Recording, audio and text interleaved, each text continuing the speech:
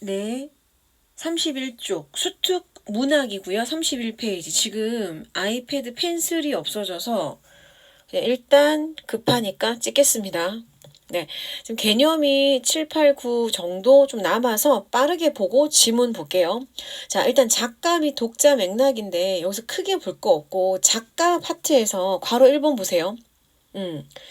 눈으로 읽어주시죠. 결국 작가의 체험이나 사상이나 감정의 표현물로 볼 수 있다. 작가 괄호 1번에 점 1번에 세 번째 줄. 네, 체크해 주시고요. 그 다음 점 2번에 눈으로 읽어주세요. 창작 동기, 거기. 됐죠? 그러니까 똑같은 거예요. 내나 어떤 작품을 보든지, 누가 왜 무엇을, 어떤 심리를, 어떤 정서를, 어떤 상태를 이렇게 얘기할 거잖아. 그거를 작가 입장에서 이해하는 걸 얘기하는 거지. 그죠? 우리 표현론, 반영론, 시대론 했잖아. 그거 중에 표현론 얘기하는 거죠. 표현론. 두 번째, 괄호 2번 보세요. 작가의 사회적 정체성에 대해서 보라는 거야. 쌤 파랑색으로 생물 연대, 고향 이런 거 적어놨거든. 이걸 강의를 찍기 위해 적은 건 아니고요. 그냥 끌적거린 건데 괄호 2번에 점 1번 봐봐. 눈으로. 그래서 일단은 그 작가의 성장 환경이라든지 생애 주기 혹은 생물 연대, 고향, 어떤 경험 이런 거에 대해서 우리가 알고 있으면 훨씬 더 풍부하게 감상할 수 있겠다. 그러니까 내가 잘 아는 작가인데 낯선 문학에 나올 수도 있잖아. 그치? 그럴 때 유용하겠다. 이런 것들 보시고. 두 번째 큰 맥락, 독자죠. 눈으로 읽어줍니다. 우리에게 어떤 교훈을 주나, 깨달음을 주나, 그죠? 어떤 감동을 선사하나 등등등의 입장에서 감상하는 것을 독자 맥락. 근데 사실은 시험지에서는 독자 맥락, 작가 맥락, 그 다음 페이지 갈게. 없나? 잠깐만. 네. 시대 반영론이 요거거든. 9번에. 시대가 당대 이념, 당대 상황, 당대 사상, 문화적 관습 이거잖아. 그럼 보세요. 지금 이게 떨어져 있어서 그런데요. 7번의 작가와 독자 맥락은 작가 표현론 적혀 있는 거 확인하시죠? 그 중에 가장 중요한 건 작가의 생물 연대라든지 고향이라든지 경험 이런 것들을 우리가 알고 있으면 좋다. 두 번째, 우리 독자 입장에서 어떤 감동 포인트가 있냐, 어떤 교훈을 주냐를 보면서 감상한다. 그죠? 효용론. 그 다음에 8번 건너뛰고 일단 9번을 보는데요. 그 작가 그리고 독자 그 다음 이 작품의 시대 반영 즉 이 작품이 안고 있는 시대 현실이 무엇이냐 이 작품에서 전제로 깔고 있는 그치 시대 상황이 무엇이냐를 기준으로 볼 수 있어야 한다는 거죠. 역사적 사건을 기준으로 볼 수 있어야 하는 거죠. 이게요 시대를 참고한다는 게 현대문학이 지대하죠. 하지만 고전문학 또한 간혹 있습니다. 그러니까 주로 시대와 함께 한다는 게 현대문학이긴 하나 고전문학에서도 그 중간중간 역사적 사건을 가지고 전개될 수 있다는 것도 이해하시고 갑니다. 천천히 읽어보시면 됩니다. 이렇게 해서 7번, 9번을 가지고 뭘 봤냐면 쌤하고 작가, 독자, 그리고 시대, 즉 표현, 효형, 반영론까지 묶어서 볼 수 있는 종합적 감상주의를 함께 볼 수 있으면 좋겠다. 자, 그 다음에 나머지 개념. 지금 왔다 갔다 한 이유가요. 이 책이 내 마음에 안 들어. 그래서 내가 7번하고 9번을 먼저 봤습니다. 그 다음 5번, 6번을 자 볼게요. 5번 극갈래. 그 다음에 6번은 교술갈래. 별거 할 게 없어요. 자, 극 보세요. 극. 박스 1번 특성. 희곡. 시나리오 혹은 뭐 드라마 방송 다 가능하죠. 중요한 건 첫 번째 줄 밑줄 칩니다. 중간 끝에 배우의 대사와 행동으로 표현되죠. 그죠? 그러니까 뭐예요? 서술자가 없다는 거죠. 오케이? 네, 그 다음 두 번째 줄, 현재화된. 행동의 문학이니까 지금 현재 이루어지는 액션을 하는 거잖아. 그래서 현재화된, 체크하세요. 중요합니다. 그 다음 점 2번, 눈으로 읽어주세요. 됐죠? 점 3번, 눈으로 읽어주세요. 자, 점 3번 한 번 더 읽어봐. 선생님, 갈등은요, 소설에도 있는데요. 맞지? 자, 점 3번 설명할게요. 행동과 대사로만 이루어지는 문학이 극이잖아. 근데 여기서 중요한 게 있어. 뭐냐면 극은 극작가는 내가 내 말하는 거지만 극작가는 이게 글로 쓰여질 걸 목적으로 쓰는 거야? 아니면 이것이 연출될 걸, 즉 연극이나 영화가 이루어질 것을 상상하고 쓰는 거야. 그죠? 후자지. 그러니까 우리도 글을 읽을 때 극작품은 어떻게 읽어야 돼? 아, 연기가 되는 걸 감안하고 연기가 되어지는 것처럼 글을 읽어내야 입체적으로 읽을 수 있겠지. 오케이? 자, 점 3번 정리. 그럼 갈등이 드러나.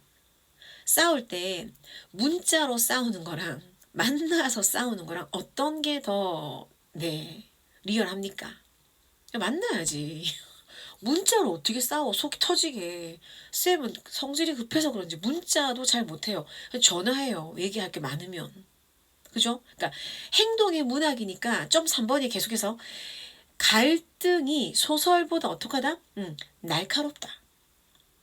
갈등이 소설보다 날카롭게 표출될 수밖에 없는 게 극문학이야.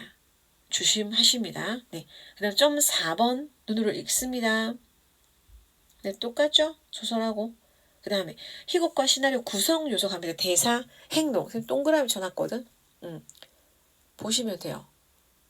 뭐 특별히 구분할 거 없죠. 그 다음에 옆에 봐봐. 선생님이 노란색 칠했어. 이게 내 책이에요. 내 책을 찍은 거고 내가 아이펜슬 이게 없어가지고 그냥 말로 하는 거예요. 지심은 중요합니다. 왜? 행동을 해야 되니까 지시문에서 이렇게 해라 저렇게 해라 행동 지시문. 그 다음 무대는 어떻게 해라 무대 지시문. 지시문 중요해. 잘 보고 살려야 돼. 그 다음 희곡과 시나리오 비교합니다. 희곡은 연극이죠. 그럼 어때요? 무대 위에 3,500명 올릴 수 있나 없나? 뭐 그치. 그래서 인물의 수나 시간 공간적 배경이 제약이 오죠. 그래서 여러분들 파수꾼 혹시 기억나요? 이강백 씨의 파수꾼? 보통 고1 때 내신에서 했어요. 자, 거기 파수꾼에서 관객을 마을 사람들로 감안하고 극을 진행하지.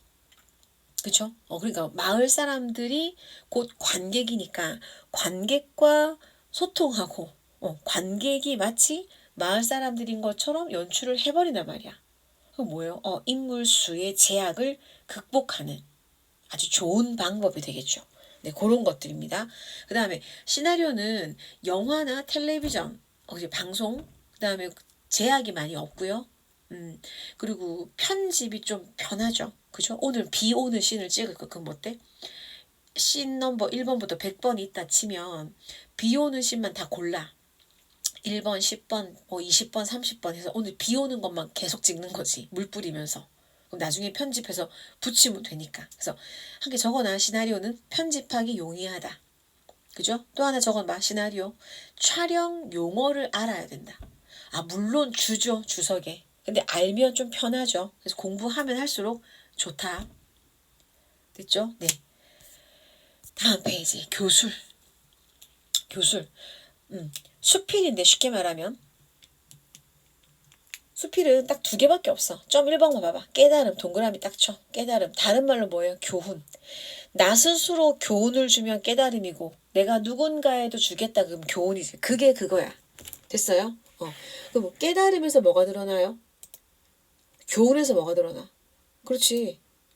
작가가 하고 싶은 말이 거기 있는 거 아니야. 그죠? 그래서 가치관, 인생관이 교훈, 깨달음, 주제랑 같다 이 말이죠. 2번째, 문체가 좀 독특한 몇몇 작가들이 있죠. 그런 것들 확인. 수필인데 소설인데 수필 같은 게 있고 수필인데 시 같은 게 있잖아. 그 다음 구성적 특징. 크게 비교했냐 대조했냐 아니면 비유했냐 유추했냐. 유추하면 제일 까다롭지. 이욕설 같은 거 그죠? 확장적 유추를 하면 제일 까다롭죠. 그렇게 해서 교술문학은 주제 즉 내용 부분 그다음 문체적 특징 그다음 구성적 특징까지 확인하시면 돼요.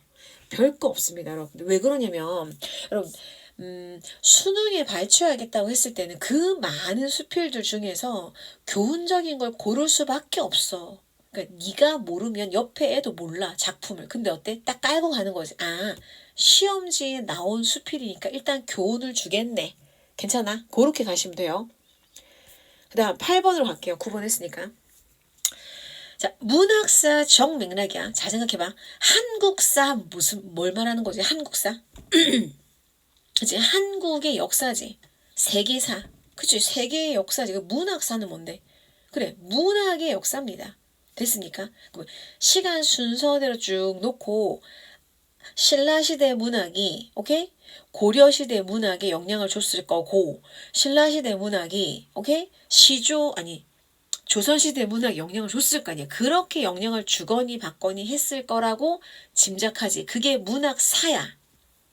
그 얘기 하는 거야. 자, 체크해 놓은 거 자, 읽어보시면 돼요.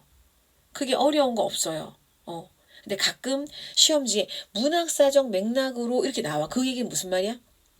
앞선 시대의 문학과 후에 나온 문학의 어떤 관계성을 물어보는 거지. 그죠? 그럼 당연히 우리가 했잖아. 19치 한가 뭐야? 신라시대. 그렇지. 19치 한가의 문학이 오케이? 어디 영향을 줘? 시조에. 자, 어떤 부분 영향을 주더라? 그치. 19치 한가는 똥덩어리 몇 개야? 문단이. 3개잖아. 그죠? 시조는 똥덩어리 몇 개야? 초, 중, 종장 3개잖아. 이렇게 3단 구성. 됐지? 두 번째. 19치 한가는 세 번째 부분에 첫머리에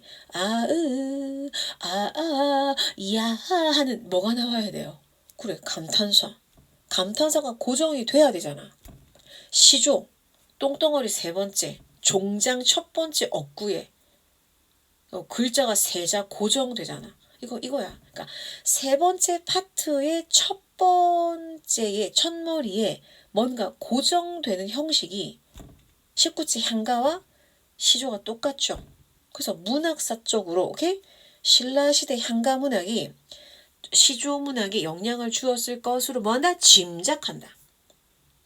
두 번째, 고대가요 5개 읊어봐. 구지가 해가 황조가 공부도화가 정읍사까지 요 5개 현존하는 거. 여기서 고대가요에서 시조문학에 영향을 주었을 것으로 짐작하는 게 있어요. 했잖아. 언제 했어요? 쌤 나랑 언제 했어? 500년 전에 했어? 응. 정읍사. 아으동동다리 뭐 이런 거 나오는 거. 여음구. 그죠? 어기와 어강들이 다 떼면 여음구랑 후렴구 다 떼면 삼장 육구가 나오거든.